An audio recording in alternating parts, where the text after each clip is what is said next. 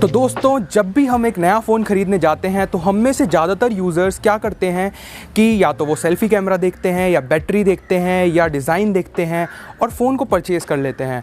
But एक important element को हमेशा मिस आउट कर देते हैं, जो कि है फ़ोन का प्रोसेसर। जी हाँ दोस्तों, जिस हिसाब से एक ह्यूमन बॉडी के अंदर उसका हार्ट होता है, उसी तरीके से एक फ़ोन के अंदर उसका प्रोसेसर होता है। प्रोसेसर आप इस तरीके से समझ सकते हैं कि व्हाट्सएप से लेकर एक हाई एंड गेमिंग तक जितनी भी पीछे आपकी प्रोसेसिंग चलती है, वो सारा काम एक प्रोसेसर संभालता है। तो आज आप इस वीडियो को आगे देखते रहिए। मैं प्रोसेसर की 1 to 1 डिटेल आपको बताऊंगा। ये बताऊंगा कि प्रोसेसर को बनाया कैसे जाता है, उसकी बेसिक जो टर्म्स होती हैं उनको एक्सप्लेन करूंगा, और जितनी भी सारी हाई एंड टर्म्स होती हैं जो काफ़ी सारे लोगों को समझ नहीं आती, वो इजी वर्ड्स में आपको बताऊंगा। अगर आप एक साइंस के स्टूडेंट हैं तो वेल इनफ है। अगर आप कॉमर्स के हैं, आर्ट्स के हैं या फिर किसी नॉन टेक सोसाइटी के स्टूडेंट हैं, तो भी आपके लिए जो वीडियो है वो बहुत ही बेनिफिशियल होने वाली है, क्योंकि जब भी आप एक फ़ोन परचेज़ करें तो उसका प्रोसेसर अच्छा होना ज़रूरी होता है। बिकॉज़ अगर आपने बहुत अच्छा कैमरा लगा दिया है या बहुत बड़ी बैटरी लगा दी है, तब भी उसका जो ऑप्टिमाइजेशन है या फिर जो उसकी परफॉर्मेंस है वो एक प्रोसेसर से ही निकल के आती है। तो दोस्तों, चलिए शुरू करते हैं।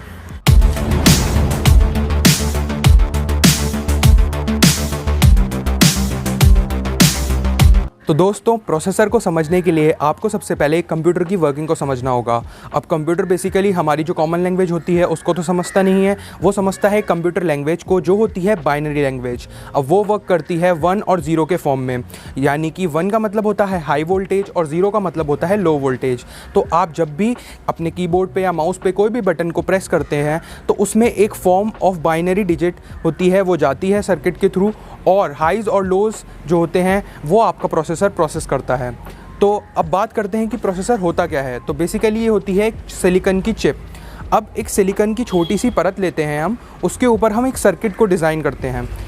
आर्किटेक्चर बेसिकली बोलते हैं इसको, कि हम एक नक्शा तैयार कर लेते हैं उसके ऊपर, जो कि हम चिप बनाना चाहते हैं। अब यहाँ दोस्तों, आपने सुना होगा कि होती है कॉर्टेक्स A53 बेस्ड है आपका प्रोसेसर, A72 बेस्ड है, A73 बेस्ड है, इस सब की। तो यहाँ पर हमारे पास है आर्म करके एक कंपनी, जिसकी फुल फॉर्म है एडवांस्ड रिस्क मशीन। वो कंपनी डिज़ाइन करती है इन सभी के लिए, जो कि प्रोसेसिंग कंपनीज़ हैं, लाइक स्नैपड्रैगन, लाइक आपकी इंटेल, लाइक आपकी एक्जिनोस, और भी बहुत सारी कंपनीज़ हैं। इन सब के लिए वो एक आर्किटेक्चर डिज़ाइन करती है। अब ये तो आपको समझ आ गया कि कॉर्टेक्स क्या होता है। कॉर्टेक्स बेसिकली उसका एक आर्किटेक्चर है या नक्शा है। अब हमारी चिप का नक्शा बन के तैयार हो गया है, ठीक। अब बात आती है एक प्रोसेसर में कि ये प्रोसेसर है 12 नैनोमीटर का, ये प्रोसेसर है 10 नैनोमीटर का, ये प्रोसेसर है 7 नैनोमीटर्स का। अब ये क्या है, तो बेसिकली होता क्या है कि जब भी हम एक प्रोसेसर को बनाते हैं ना, तो उसके अंदर हमें एक फैब्रिकेशन की रिक्वायरमेंट होती है। अब आप इसको ऐसे समझ सकते हो कि आपको घर बनाना है तो आपको एक वॉल तो बनानी पड़ेगी ना उस घर के लिए। तो वो वॉल आप कितनी मोटी या पतली चाहते हो, उसी को हम कहते हैं कि हम चिप का फैब्रिकेशन कितने नैनोमीटर्स पर करते हैं। बेसिकली 12 नैनोमीटर्स है तो 12 नैनोमीटर की एक वॉल होगी, या 10 नैनोमीटर की है तो वो पतली वॉल होगी। अब होता क्या है कि जितनी पतली हमारी वॉल होगी, उसके अंदर से उतना ही जल्दी डेटा ट्रांसमिशन होगा। तो आप एक ऐसे समझ सकते हैं कि जितना पतला हमारा डिज़ाइन होगा, उतनी ही ज़्यादा फास्ट प्रोसेसिंग होगी। पर दोस्तों, इसकी भी एक लिमिट होती है। हम इतनी पतली वॉल्स को नहीं डिज़ाइन कर सकते। करंटली अभी 7 नैनोमीटर बेस जो है वो वर्किंग है, और उसकी चिप्स भी आती हैं। अब इसके बाद आपकी वॉल्स जो है उसका डिज़ाइन तैयार हो गया है, आपका आर्किटेक्चर बन गया है। अब बात आती है कि हमारा प्रोसेसर है क्वाड कोर, हमारा प्रोसेसर है octa core, Deka core, etcetera. तो ये कोर्स क्या है, तो इसको आप ऐसे समझ सकते हो कि बेसिकली आपके पास है एक लैंड, ठीक है। अब वहाँ पर आपको बनाना है 2 घर बना सकते हो आप उस लैंड के ऊपर, ठीक। अब एक बंदा है A और एक बंदा है B। तो A ने क्या किया, वहाँ पर 10-10 माले की 2 बिल्डिंग्स बना दी, ठीक है।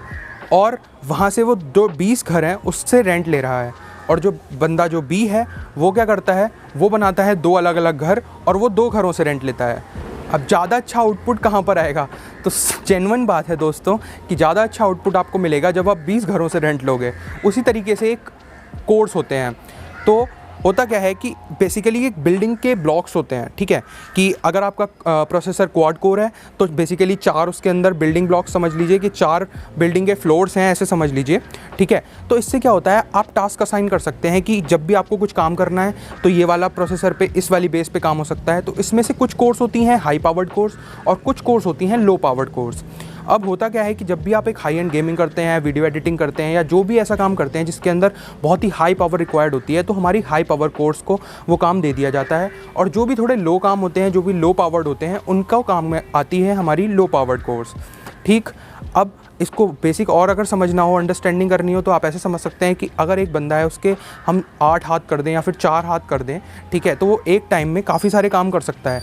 बट इसकी भी फिर लिमिटेशंस आ जाती है कि कई सारे जो काम होते हैं ना, उसके अंदर ऐसा रिक्वायर्ड होता है कि पहले आपको पहला काम करना होता है, तब जाके दूसरा काम होता है। अब चाहे कोर्स 10 हो कि चाहे 20 हो, अगर एक काम नहीं हुआ होगा पूरा, तो दूसरा काम नहीं हो सकता।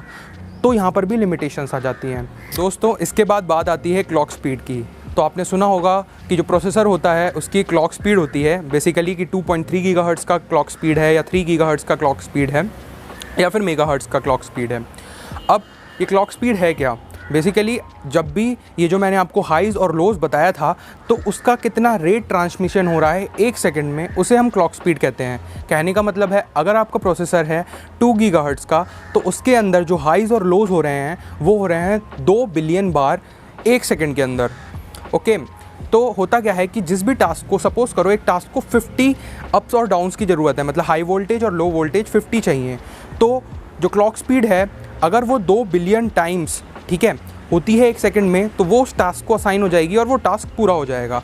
ठीक, तो आप ऐसे समझ सकते हो कि जितनी ज़्यादा क्लॉक स्पीड होती है टेक्निकली, उतना ही आपके प्रोसेसर के लिए अच्छा है। बट अब मैं समअप बताता हूँ एक चीज़ का। दोस्तों, अगर हम किसी भी प्रोसेसर में सब कुछ अच्छा कर देते हैं, फॉर एग्ज़ाम्पल उसका आर्किटेक्चर बहुत अच्छा बना लेते हैं, उसकी वॉल्स को बहुत पतली बना लेते हैं, उसके अंदर बहुत सारे ज़्यादा कोर्स लाइक ऑक्टा कोर या डेका कोर बना देते हैं, या फिर हम उसकी जो क्लॉक स्पीड है उसको ज़्यादा कर दें, दोस्तों वो प्रोसेसर भी अच्छा साबित नहीं हो सकता। अब क्यों? क्योंकि हम अगर बहुत पतली वॉल्स बना दें और उसके ऊपर बहुत लंबा ढांचा यानी कि डेका कोर टाइप ऐसे या और ज़्यादा कोर्स को हम बिठाना चाहें, तो उसके ऊपर वो नहीं बन सकता। तो हमारे पास कुछ लिमिटेशंस आ जाती हैं। इसके अलावा भी दोस्तों बैटरी कंजप्शन वगैरह भी हमें बहुत ध्यान में रखना पड़ता है।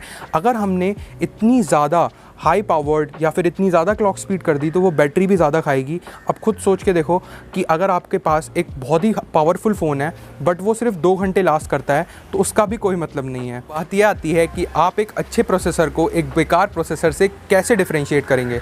तो बेसिकली दोस्तों, आप क्या कर सकते हैं कि आप एक AnTuTu स्कोर होता है, उसको रेफ़र कर सकते हैं। अगर उस प्रोसेसर का AnTuTu स्कोर अच्छा है, तो वो प्रोसेसर ऑन पेपर्स अच्छा है। टेक्निकली या परफॉर्मेंस वाइज भी लगभग माना जाता है कि अगर AnTuTu स्कोर अच्छा है तो वो अच्छा ही होगा, ठीक है। और या फिर जो मैंने आपको पूरा नॉलेज दी है उसके बेसिस पे आप जज कर सकते हैं कि कौन सा प्रोसेसर अच्छा है। तो दोस्तों, होप करता हूँ कि आपको प्रोसेसर का ये पूरा गेम समझ आया होगा। बहुत ही आसान भाषा में मैंने इसे समझाने की आपको कोशिश की है। अगर आपको ये वीडियो अच्छा लगा हो तो give it a thumbs up, और भाई थोड़ा सब्सक्राइब कर लो। और अगर मैंने आपकी लाइफ में एक वैल्यू ऐड की हो तो इसको प्लीज़ शेयर कर देना।